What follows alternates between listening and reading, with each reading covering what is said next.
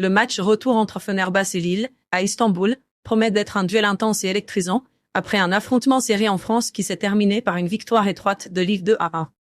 Lors du premier match, l'équipe turque a réussi à rester compétitive, même face à un Lille plus dominant en termes de possession de balles et de nombre de tirs.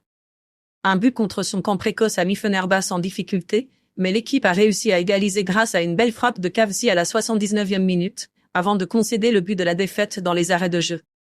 Désormais, en jouant à domicile, le Fenerbahçe bénéficiera du soutien fervent de ses supporters au Sucru Saracoğlu, un facteur déterminant pour mettre la pression sur Lille dès le début.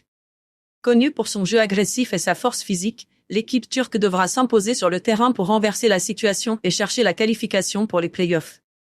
La stratégie impliquera probablement un pressing haut et une plus grande verticalité dans les actions, en essayant d'exploiter les espaces laissés par Lille, qui devrait adopter une approche plus prudente.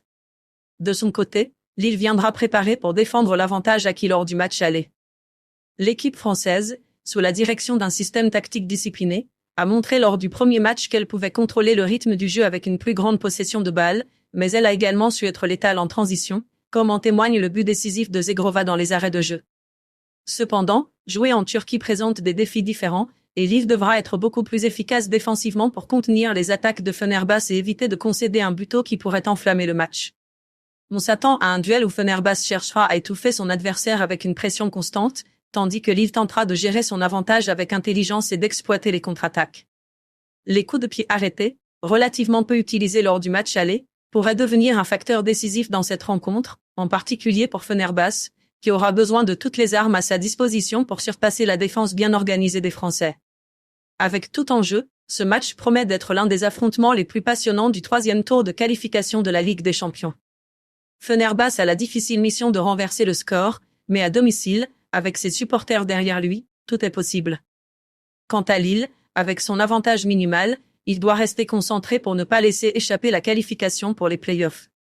L'atmosphère sera électrique, et chaque détail pourrait faire la différence entre l'élimination et la gloire lors de la prochaine phase de la compétition.